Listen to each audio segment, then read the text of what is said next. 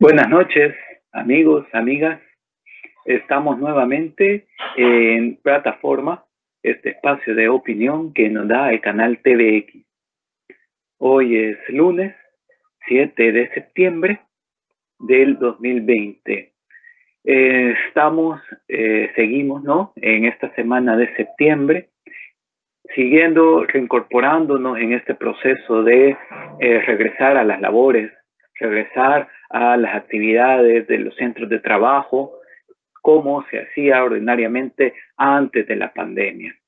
Hemos hablado un poco, ¿no?, de cómo quisiéramos que esta nueva normalidad no se parezca a la vieja normalidad, donde primaba la desigualdad, la exclusión, el uso del Estado y de las instituciones públicas muchas veces para consolidar grupos de intereses y no necesariamente de las grandes mayorías.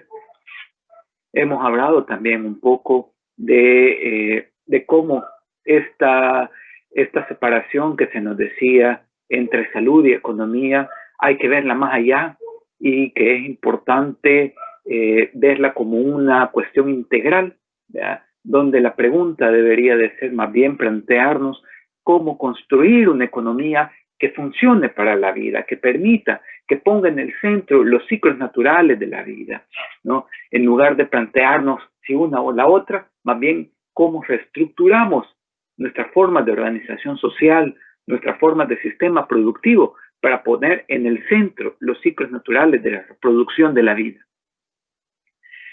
En este día, bueno, seguimos con todas las medidas, por favor, de precaución. Ya está el transporte público funcionando desde las semanas anteriores, ¿no? Y hay que mantener siempre todas las medidas de seguridad, mantengamos la mascarilla puesta. Si vamos a salir a nuestro centro de trabajo, a hacer alguna actividad que sea de necesidad, pues mantengamos también la distancia con el resto de personas e intentemos en la medida de lo posible ser responsables, ser precavidos, ser precavidas y el cuidado, ¿no? Cuidándonos no solo a nosotros, a nosotras mismas, sino que cuidando también a quienes nos rodean. Esto es importante. Este contexto de pandemia, lo sigo insistiendo, nos ha demostrado que como humanidad solo tenemos futuro a partir de la solidaridad, a partir de la empatía y a partir de la responsabilidad.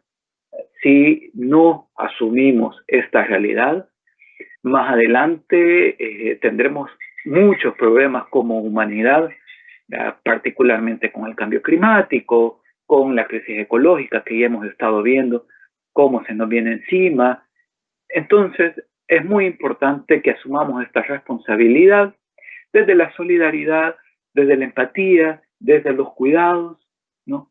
Y desde la construcción, como decíamos en los primeros programas, de lo común, lo público y lo comunitario.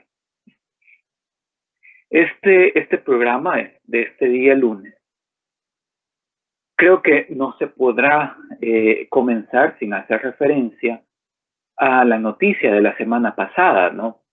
Que vimos cómo en muchos medios ha salido publicada la noticia de la filtración de unos documentos de instituciones públicas de acá de El Salvador, que hablan de una posible negociación, ¿no?, entre pandillas, un posible proceso de tregua, como se menciona en muchos medios. Y aquí, para hablar de ese tema, quisiera hacer referencia a algo que dije en programas anteriores, que decía que muchas veces hay que hacer un alto, ¿no? Y no dejarse ir por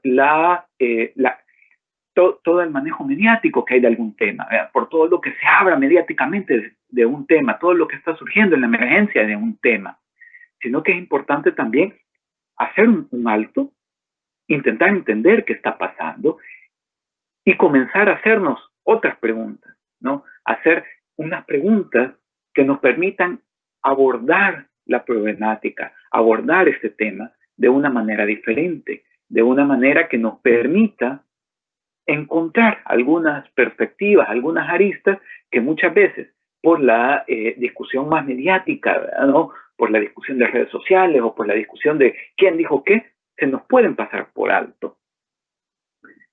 Y en este tema de la violencia, del crimen organizado, de las pandillas, me parece que es importante, no voy a discutir aquí en este espacio sobre la veracidad o no de las notas, o de la veracidad o no de los documentos filtrados, de la veracidad o no de las declaraciones de funcionarios públicos. No será esta el fin del espacio de ahora, sino más bien quiero aprovechar que está el tema en discusión, ya que estamos hablando nuevamente del tema de las pandillas, de cómo se aborda el tema de la violencia en el país. Y me parece importante hacer este análisis partiendo de un par de libritos. Por ejemplo, este me ha ayudado mucho, ¿no? Hemos perdido el combate, es una pregunta, ¿no?, que se hace en este libro, que si hemos perdido el combate contra las maras.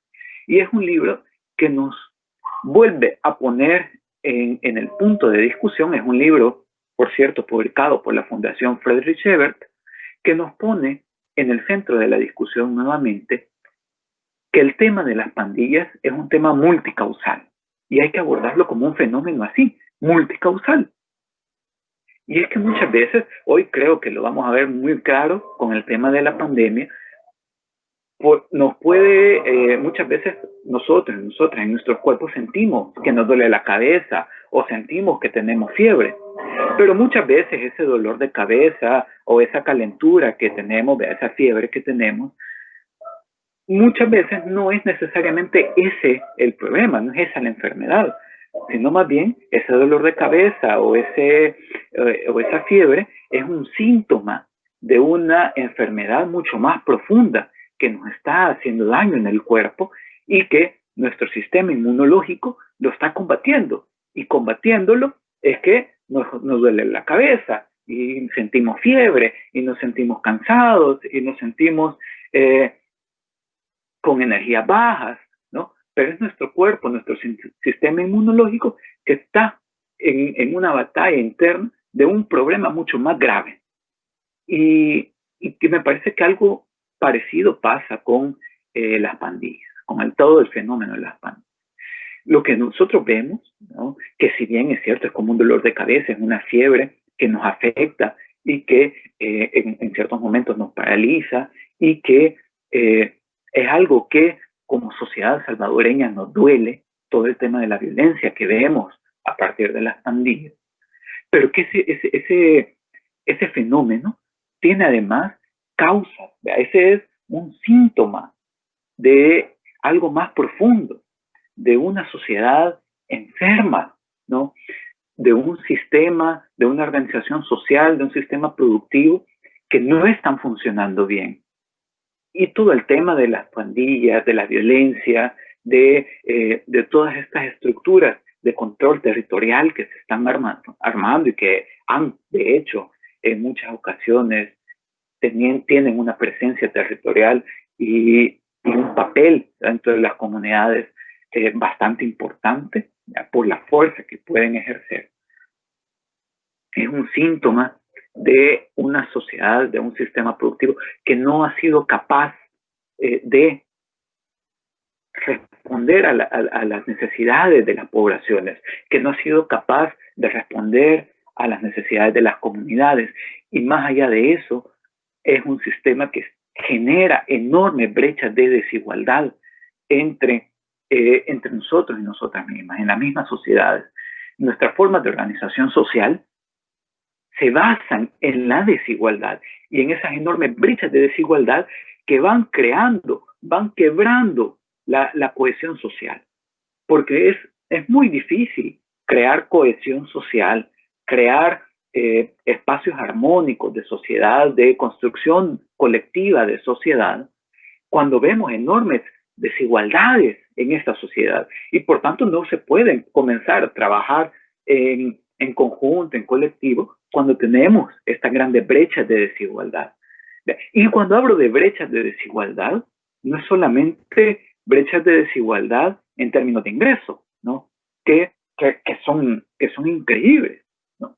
El 10% de la población con menores ingresos del país tiene ingresos promedio alrededor de $160 y el 10% de mayores ingresos tiene en promedio alrededor de $3,000 de ingreso promedio mensual. Estas son brechas enormes, pero brechas también en términos de acceso a servicios, ¿no? Grandes brechas de acceso a servicios como el agua, tan esencial. Si vemos las estadísticas de agua, el suministro, las necesidades de suministro doméstico de agua andan alrededor de los 600,000 millones de metros cúbicos de agua. Y si nos vamos a ver ANDA, las estadísticas de ANDA, lo que produce a nivel nacional los sistemas de agua de ANDA son alrededor de 300,000 millones de metros cúbicos de agua. Significa que la capacidad de producción de ANDA es apenas la mitad, un poquito menos incluso de la mitad de las necesidades de suministro de agua de los hogares. ¿Y eso qué genera? Que los hogares tengan que buscar por su propia forma de cómo abastecerse de agua. Desigualdades también en términos de la distribución de los tiempos, de los trabajos, ¿no? Si nos vamos a ver los datos también de la encuesta de los usos del tiempo, que es una encuesta que hace la Digesti, en el 2017 nos damos cuenta que las mujeres dedican casi 5 veces más tiempo de trabajo a las actividades de cuidados y de trabajos de los hogares que los hombres, ¿no? Esa es otra de las desigualdades sobre las que se construyen nuestras sociedades. ¿Y esto por qué es importante rescatarlo? Y es que estamos hablando generalmente, muchas veces, desde quienes estamos desconformes con esta sociedad, desde quienes planteamos que es posible construir una sociedad mejor. Hablamos siempre mucho de la explotación que se da en nuestro sistema productivo. Hablamos mucho de cómo los trabajadores y las trabajadoras son explotadas en las empresas, ¿verdad? No se les pagan los salarios como deberían de ser, se les explota también en sus jornadas laborales.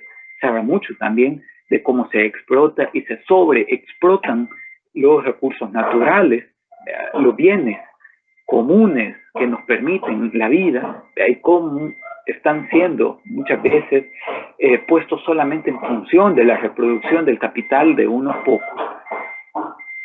Y esto hay que verlo, hay que irlo viendo, porque ahí, primero, espacios de socialización, como los del hogar, son justamente los que luego van reproduciendo esas dinámicas. Y son espacios que nos van reproduciendo estas dinámicas hasta este fenómeno que ahora estamos viendo. Y bueno, no ahora, que ya tenemos ratos de estarlo viendo, y que nos afecta también a todos y a todas en los hogares. Por eso, en este marco, es importante tener en cuenta que el abordaje, si entendemos así el tema, cuando nosotros nos duele la cabeza o nos da fiebre, y ese solo es un síntoma de una enfermedad más grave, lo que tenemos que tratar, sí, tenemos que buscar cómo bajarnos la calentura, tenemos que buscar cómo quitarnos el dolor de cabeza, pero más importante es tratar esa enfermedad que provoca el dolor de cabeza o que provoca la fiebre, ¿no? En ese sentido es importante entonces entender que si queremos abordar el fenómeno de las pandillas, el fenómeno de la violencia en el país, es importante abordarlo desde sus raíces estructurales, desde sus causas estructurales. Y para eso es importante abordar todo el tema de la desigualdad, abordar todo el tema de de cómo las comunidades, los territorios, poblaciones han sido excluidas de lo que llamamos desarrollo. Y por eso me parece importante que en esa medida de hablar de un abordaje integral de este fenómeno, ¿verdad? Porque si lo vemos de manera coyuntural, ¿verdad? Pues sí, en el 2012 también a través de un proceso de tregua vimos que se redujeron los homicidios. Y aquí sí voy a estar en desacuerdo con el embajador de los Estados Unidos, que decía que lo importante es que baje el número, no importa cómo. Yo sí creo que importa el cómo, ¿no? Porque puede bajar como en el 2012. Y vimos que ese tipo de bajada no es sostenible ni es deseable. Porque al final de cuentas solo es una legitimación de la violencia, pero de manera electoral, para buscar réditos electorales en votos. Y es importante darle entonces un abordaje integral. Y me parecen que son 5 puntos importantes que se deben abordar para poder comenzar, por lo menos un poquito, a hablar y a manejar, a corregir un poquito esas raíces estructurales de la violencia y del despojo en la economía nacional. El primero es, me parece que es necesario construir de verdad un sistema nacional de protección social, ¿no? Es decir, todo un sistema que desde el Estado, desde el aparataje público, permita crear estas, por lo menos, pisos que permitan igualar, ¿ya?, en alguna medida el acceso a algunas oportunidades. Y también cuando hablamos de términos de protección social, estamos hablando entonces de cómo desde el aparato del Estado se pueden permitir dar o se deben asegurar servicios, se deben asegurar derechos básicos, como la salud, como la educación, como el acceso a agua, como el acceso a alimentación también, ¿no? Que muchas veces parecería que es una cuestión privada, pero es también una cuestión pública, la alimentación como derecho humano. Entonces, el primer elemento, los sistemas de protección social.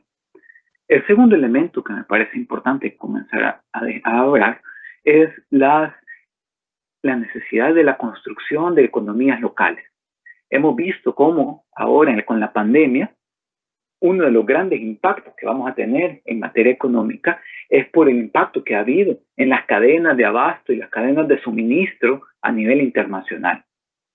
Y eso que nos dice que es importante construir cadenas locales de abastecimiento y de suministros, reactivar las economías locales, crear nodos de desarrollo locales que se permitan interconectar iniciativas en diferentes comunidades con diferentes territorios del país, ¿verdad?, en la economía nacional, que todo ese excedente, que toda esa ganancia se quede dentro de la economía nacional, dentro de la economía de los hogares.